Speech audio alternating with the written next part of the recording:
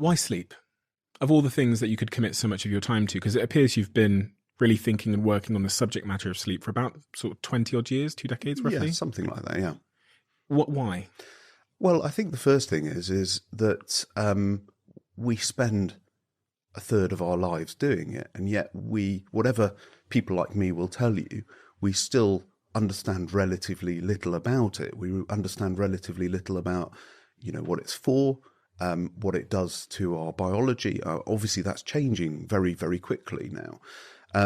It has a great deal of overlap with the world of clinical neurology. So I also do specialist clinics in epilepsy, and I do specialist clinics in general neurology. So and sleep and the brain intersect at every single level. Of course, it's not me saying this, but a famous statement is sleep is of the brain, by the brain, and for the brain. It's intimately linked to every aspect of how our brain works.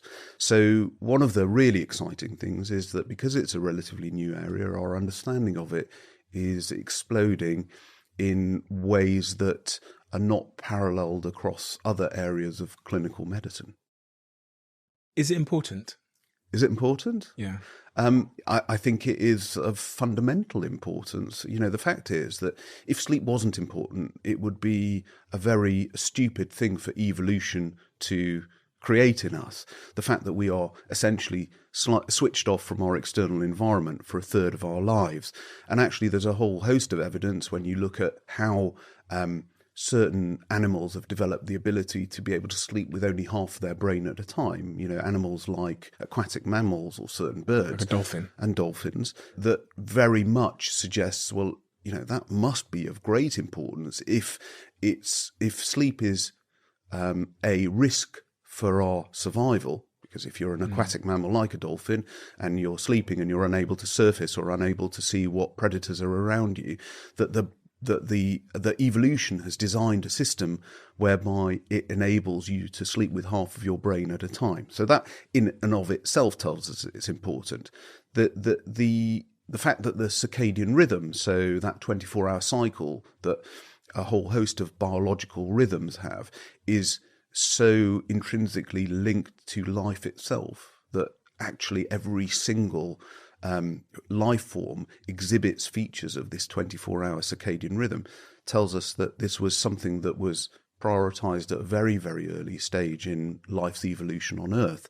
So yes, it's important, and over the last few years we've understood precisely why it's important. I say precisely, but we know that it's important for pretty much every aspect of our waking lives, be it our immune system, be it our cardiovascular system, our blood pressure, risk of diabetes, mental health, so depression and anxiety, even how we perceive pain. So it really is fundamental to every system that we rely on during our waking lives. Having seen, thousands and thousands and thousands of people that struggle with sleep that have been sent to your centre, do you think the average person on the street over or underestimates the importance of sleep in their day-to-day life? Well, I think it's changing. I think it was not that long ago where, comments like sleep is for wimps was heard fairly frequently, and that there were some bragging rights associated with how little you sleep. I think that there has been a transformation over the last sort of 15 or 20 years whereby people have become much more aware of how important sleep is and have started prioritising it a little bit. So you think, where do you think we stand then? Overestimate, underestimate? I think that there is still in the general population an underestimation of how important sleep is, but I think there are certain segments of the population that are much more aware of it and perhaps even, dare I say, overestimate it. Overestimate it? Yes, I think so. I think that there is a danger at the current time that we tend to obsessionalize about sleep and think that it is the be-all and end-all. It's, of course, part of normal life for our sleep to fluctuate, depending on what's going on in our external and our internal lives. And I think the danger is that if you overemphasize the importance of getting 8 or 8.5 hours sleep every night, then you actually risk problems later down the line, exacerbating things like insomnia. The average person that you've treated, worked with in your clinical practice that's struggling with sleep, is at the heart of the issue just poor sort of sleep hygiene, like you've said there? Yeah. Because I've got so many friends that say to me that they struggle with their sleep.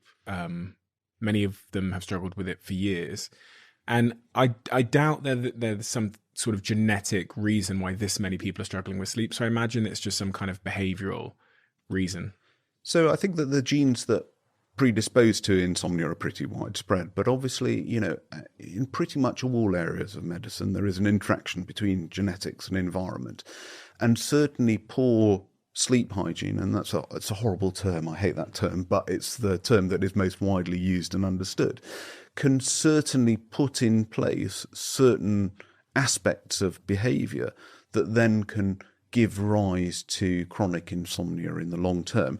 So if you've got very bad chronic insomnia, then suddenly putting good sleep hygiene in place, it's unlikely to fix it. But it may be that poor sleep hygiene in the first instance gave rise, or at least predisposed you to developing insomnia. And what is poor sleep hygiene? If I wanted to be the worst possible sleeper in the world, what would I have to do?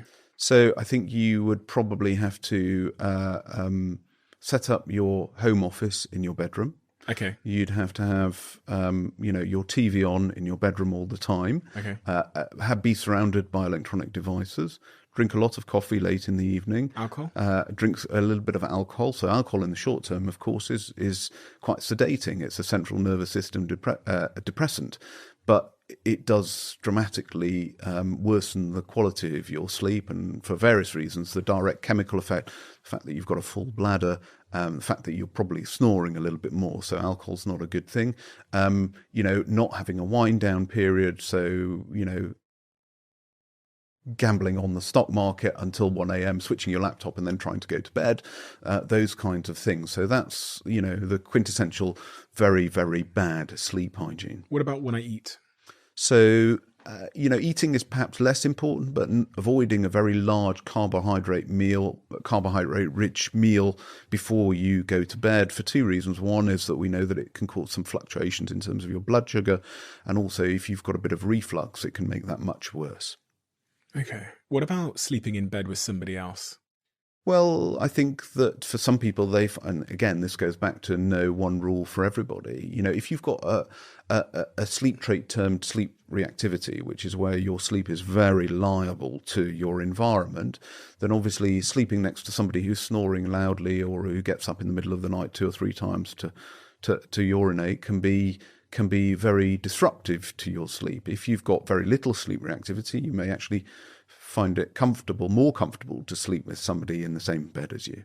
I was thinking the other day, because where I've currently moved into, there's no blinds or curtains in my bedroom, and I was wondering if that might be a good thing, because it at least means that in terms of my circadian rhythm, I'm waking up at the same time every day, because I'm waking up when the sun comes up. Yeah, but the sun comes up at different times on different days, firstly. So if you were doing that routinely, you might find yourself really rather sleep deprived in the summer months. And also there is some emerging evidence that exposure to light at night in your sleep is not very good for you. So there was a very recent study that implied that light exposure at night increases your risk of diabetes. So it certainly is not good for the quality of your sleep. And the likelihood is that you won't wake up as soon as it's light. You'll wake up an hour or so after it's got light. But during that hour or so, it may have had a negative impact on the quality of your sleep. So having a dark bedroom is really part of good sleep hygiene, as is having a quiet bedroom that is not too hot or too cold. What if you wear a sleep mask? Does that solve it? Yes, it does. I mean, I wear a sleep mask. I think it's, particularly if you don't have good blackout curtains or blinds in your bedroom, using a sleep mask, particularly in the summer months, is probably very helpful indeed. Does that mean that the only light receptors we have are behind our eyes? Well, I think that there were some rumours on the internet that there were light receptors elsewhere, but certainly the only ones that we know to be of significant in terms of defining our circadian rhythm are the ones in our retinas.